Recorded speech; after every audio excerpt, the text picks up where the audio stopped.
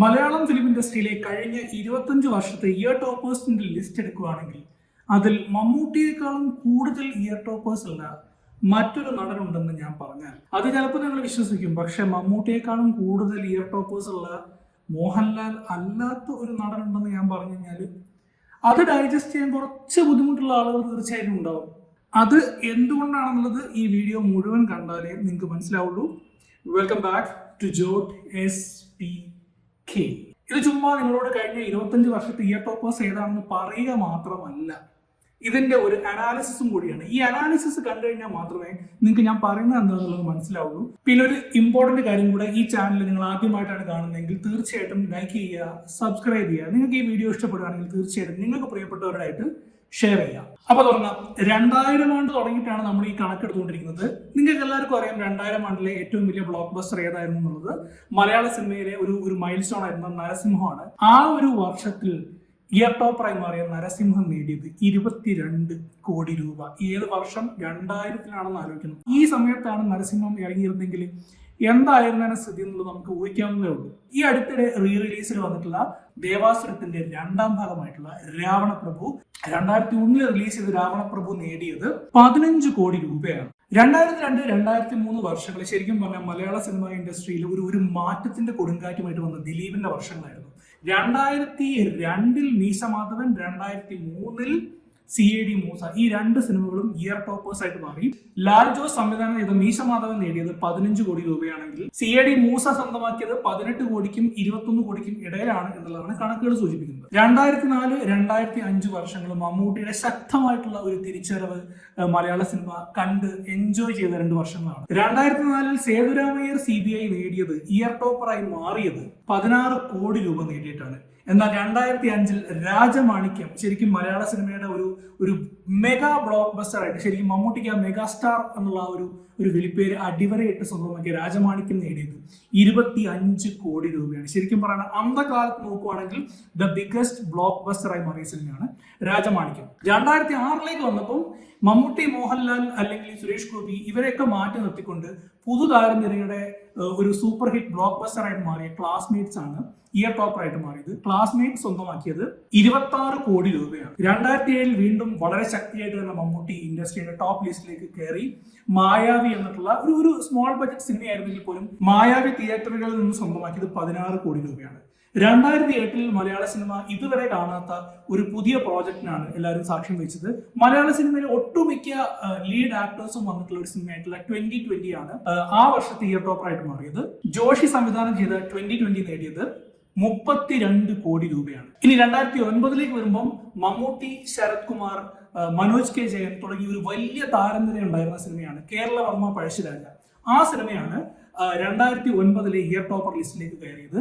49 കോടി രൂപയായിരുന്നു ആ സിനിമ ആ ഒരു സമയത്ത് നേടിയത്. ഇനി 2010 വരുമ്പം യങ് സൂപ്പർ സ്റ്റാർ ആയിട്ടുള്ള പൃഥ്വിരാജും മെഗാസ്റ്റാർ ആയിട്ടുള്ള മമ്മൂട്ടിയുടെയും ഇവരുടെ 2 പേരുടെയും ആദ്യത്തെ ഒന്നിച്ചുള്ള സംരംഭമായിട്ടുള്ള പോക്കിരി രാജ, ആ സിനിമയാണ് ആ ഒരു വർഷത്തെ ഇയർ ടോപ്പർ ആയിട്ട് മാറിയത്. 2010 25 കോടി രൂപയാണ് ആ സിനിമ സ്വന്തമാക്കിയത്. പക്ഷെ അത് ആ വർഷത്തെ ഏറ്റവും മികച്ച പെർഫോമൻസ് ആയിരുന്നു. ഇനി 2011 വരുവാണെങ്കിൽ മറ്റൊരു മൾട്ടി സ്റ്റാർ സിനിമയായിട്ടുള്ള ജോഷി സംവിധാനം ചെയ്തിട്ടുള്ള ക്രിസ്ത്യൻ ബ്രദേഴ്സ് ആണ് 1ാം സ്ഥാനത്ത് എത്തിയിരിക്കുന്നത്. ക്രിസ്ത്യൻ ബ്രദേഴ്സ് സ്വന്തമാക്കിയത് 28 കോടി രൂപയായിരുന്നു 2011.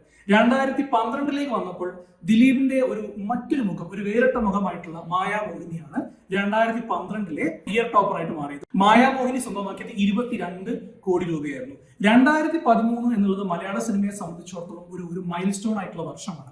മലയാള സിനിമ ആദ്യമായിട്ട് 50 കോടി ക്രോസ് ചെയ്ത ഒരു വർഷം എന്നാണ് ഈ ഒരു വർഷം അറിയപ്പെടുന്നത്.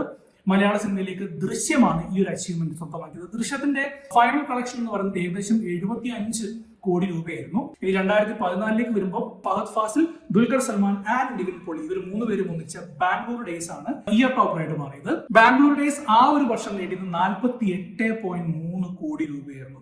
2015 വരുമ്പോൾ നമുക്ക് എല്ലാവർക്കും അറിയാം, യാതൊരു കൺഫ്യൂഷൻസും ഇല്ല, ആ ഒരു കാലഘട്ടത്തിന്റെ തന്നെ ചർച്ചയായി മാറിയിട്ടുള്ള അൽഫോൺസ് പുത്രൻ സംവിധാനം ചെയ്ത പ്രേമം എന്നുള്ള സിനിമ. പ്രേമം സ്വന്തമാക്കിയത് 73 കോടി രൂപയാണ്. അഗെയിൻ 2016 വന്നപ്പം once again milestone year എന്ന് തന്നെ പറയണം. കാരണം പുലിമുരുകൻ എന്നുള്ള ആ ഒരു ഓൾ ടൈം ബ്ലോക്ക് ബസ്റ്റർ റിലീസായ വർഷമാണ് 2016. ആ ഒരു സമയത്ത് പുലിമുരുകൻ തിയേറ്ററുകളിൽ നിന്ന് നേടിയത് 145 കോടി രൂപയാണ്. 2017 വരുമ്പം ദിലീപ് നായകനായിട്ട് അരുൺ ഗോപി സംവിധാനം ചെയ്ത രാമലീല എന്നുള്ള സിനിമയാണ് ആ വർഷത്തെ ഇയർ ടോപ്പർ ആയിട്ട് മാറിയിട്ടുണ്ട്. രാമലീല തിയേറ്ററുകളിൽ നിന്ന് സ്വന്തമാക്കിയത് 55 കോടി രൂപയാണ്. 2018 വരുമ്പോൾ വൺസ് അഗെയിൻ നിവിൻ പോളി നായകനായിട്ട് റോഷൻ ആൻഡ്രൂസ് സംവിധാനം ചെയ്തിട്ടുള്ള കായംകുളം കൊച്ചുണ്ണിയാണ് ഇയർ ടോപ്പർ ആയിട്ട് മാറിയത്. കായംകുളം കൊച്ചുണ്ണിയുടെ ഇയർ ടോപ്പർ ആയി മാറിയതിന്റെ പിന്നിലുള്ള ഏറ്റവും സ്ട്രോങ് ഫോഴ്സ് എന്ന് ഞാൻ വിശ്വസിക്കുന്നത് മോഹൻലാലിന്റെ എക്സ്റ്റൻഡഡ് ക്യാമിയോ ആണ്. ആ ഒരു വർഷം കായംകുളം കൊച്ചുണ്ണി തിയേറ്റേഴ്സിൽ നേടിയത് 70 കോടി രൂപയാണ് ആ വർഷത്തെ ഇയർ ടോപ്പർ. ഇനി 2019 വരുമ്പോൾ മലയാള സിനിമയിലെ മറ്റൊരു ഓൾ ടൈം ബ്ലോക്ക് ബസ്റ്ററായി മാറിയ ലൂസിഫറിന്റെ വർഷമാണ്. മോഹൻലാൽ നായകനായിട്ട് ഒരു വലിയ സ്റ്റാർ കാസ്റ്റ് ഉണ്ടായിരുന്നു, പൃഥ്വിരാജ്, ടൊവിനോ ഒക്കെ ഉണ്ടായിരുന്നു. ഒരു വലിയ സിനിമയായിരുന്നു. ആ സിനിമ തിയേറ്ററിൽ നിന്ന് സ്വന്തമാക്കിയത് 130 കോടി രൂപയാണ് ആ വർഷത്തെ ഇയർ ടോപ്പർ. 2020 വരുമ്പോൾ ഇതുവരെ ലിസ്റ്റിലേക്ക് കയറിക്കൂടാൻ പറ്റാതിരുന്ന ഒരു വ്യക്തിയാണ് ശരിക്കും ഈ ഒരു ലിസ്റ്റിലേക്ക് വന്നിരിക്കുന്നത്. അത് മറ്റാരുമല്ല, കുഞ്ചാക്കോ ബോബനാണ്. അഞ്ചാം പാതിര എന്നുള്ള മിഥുൻ മാനുവൽ തോമസിന്റെ സിനിമയിലൂടെ അഞ്ചാം പാതിര ആ വർഷം സ്വന്തമാക്കിയത് 50 കോടി രൂപയാണ്. 2029 നമ്മുടെ യങ് സൂപ്പർ സ്റ്റാർ ആയിട്ടുള്ള ദുൽഖർ സൽമാന്റെ വർഷമായിരുന്നു. ആ വർഷം ഇറങ്ങിയ കുറുപ്പ് എന്ന സിനിമയിലൂടെ ആ വർഷത്തെ year topper rank Dulquer Salman നേടിയെടുത്തു. 81 കോടി രൂപയാണ് കുറുപ്പ് തിയേറ്ററിൽ നിന്ന് സ്വന്തമാക്കിയത്. ഇനി 2022 വരുമ്പം മമ്മൂട്ടി ഒരുപാട് വർഷങ്ങൾക്ക് ശേഷം തിയേറ്ററിൽ നിറഞ്ഞാടിയ ഒരു വർഷമായിരുന്നു 2022. ഭീഷ്മപർവം എന്നുള്ള സിനിമയിലൂടെ അദ്ദേഹം ആ വർഷത്തെ ഇയർ ടോപ്പർ എന്നുള്ള സംഭവം സ്വന്തമാക്കി. ഭീഷ്മപർവം ആ സമയത്ത് തിയേറ്ററിൽ നിന്ന് നേടിയത് 83 കോടി രൂപയാണ്. 2023 2018 എന്നുള്ള സിനിമ കേരളത്തിലെ ഫ്ലഡ് ബേസ് ചെയ്തിട്ടുള്ള ആ സിനിമയാണ് ആ വർഷത്തെ ഇയർ ടോപ്പർ ആയിട്ട് മാറിയിട്ടുള്ളത്. 177 കോടി രൂപയാണ് തിയേറ്ററിൽ നിന്നും 2018 സ്വന്തമാക്കിയത്. ഇനി 2024 വരുമ്പോൾ മലയാള സിനിമയിലെ ഒരു വലിയ ബ്ലോക്ക് ബസ്റ്റർ ആയിട്ട് മാറിയ സിനിമയാണ് മഞ്ഞുമൽ ബോയ്സ്. ഈ വർഷത്തെ സംസ്ഥാന അവാർഡ് പ്രഖ്യാപനത്തിൽ ഏറ്റവും കൂടുതൽ അവാർഡുകൾ നേടിയ ഒരു സിനിമയായിരുന്നു മഞ്ഞുമൽ ബോയ്സ്. ആ സമയത്ത് തിയേറ്ററിൽ നിന്ന് സ്വന്തമാക്കിയത് 241 കോടി രൂപയാണ്. ഞാൻ ഈ വീഡിയോ തുടങ്ങുമ്പോൾ ഒരു കാര്യം പറഞ്ഞു മമ്മൂട്ടിയെ പറ്റിയിട്ട്. ഇനി അതിന്റെ യഥാർത്ഥ കാരണങ്ങൾ ഞാൻ നിങ്ങൾക്ക് വിശദീകരിച്ചു തരാം. അതിന് നിങ്ങൾ ഈ സ്ക്രീനിലേക്ക് ഒന്ന് നോക്കിയാൽ മതി. മമ്മൂട്ടി എന്ന നടന്റെ സോളോ ഹിറ്റുകളുടെ എണ്ണം നമ്മൾ എടുക്കുകയാണെങ്കിൽ സേതുരാമയ്യർ CBI, രാജമാണിക്യം, മായാവി ഈ 3 സിനിമകളാണ് മമ്മൂട്ടിയുടെ സോളോ ഹിറ്റുകൾ. ബാക്കിയുള്ള സിനിമകൾ ഞാൻ കാറ്റഗറൈസ് ചെയ്തിരിക്കുന്നത് മമ്മൂട്ടിയുടെ മൾട്ടി സ്റ്റാർ സിനിമകളായിട്ടാണ്. കേരളവർമ്മ പഴശ്ശിരാജ, പോക്കിരി രാജ ആൻഡ് ഭീഷ്മപർവം ഈ 3 സിനിമകളും മൾട്ടി സ്റ്റാർ സിനിമകളുടെ കാറ്റഗറിയിൽ പെടുന്നതുകൊണ്ട് തന്നെ അത് അദ്ദേഹത്തിന്റെ സിനിമകളാണ്, അല്ലെങ്കിൽ അദ്ദേഹമാണ് ആ സിനിമകളുടെ സക്സസിന്റെ മെയിൻ ഡ്രിവൺ ഫോഴ്സ് എന്നുള്ളത് നമുക്ക് പറയാൻ പറ്റില്ല. ഇതേ കാൽക്കുലേഷൻ തന്നെയാണ് ഞാൻ മോഹൻലാലിന്റെ കാര്യത്തിലും വെച്ചിരിക്കുന്നത്. നരസിംഹം, രാവണപ്രഭു, ദൃശ്യം ആൻഡ് പുലിമുരുകൻ ഈ 4 സിനിമകളാണ് ഞാൻ അദ്ദേഹത്തിന്റെ സോളോ ഹിറ്റുകളായിട്ട് കൺസിഡർ ചെയ്തിരിക്കുന്നത്. അദ്ദേഹത്തിന്റെ മൾട്ടി സ്റ്റാർ സിനിമകൾ എന്ന് ഞാൻ പറയുന്നത് ക്രിസ്ത്യൻ ബ്രദേഴ്സ്, ലൂസിഫർ ഈ 2 സിനിമകളും ഒപ്പം 2020. അപ്പൊ ഈ ഒരു കാൽക്കുലേഷൻ വരുമ്പോൾ മോഹൻലാലിന് 4 സോളോ ഹിറ്റുകൾ, മമ്മൂട്ടിക്ക് 3 സോളോ ഹിറ്റുകൾ, മോഹൻലാലിന് 3 മൾട്ടി സ്റ്റാർ സിനിമകൾ, മമ്മൂട്ടിക്ക് 4 മൾട്ടി സ്റ്റാർ സിനിമകൾ. ഇങ്ങനെയാണ് ഇയർ ടോപ്പർ കാറ്റഗറിയിൽ ഇവർ രണ്ടുപേരും നിൽക്കുന്നത്.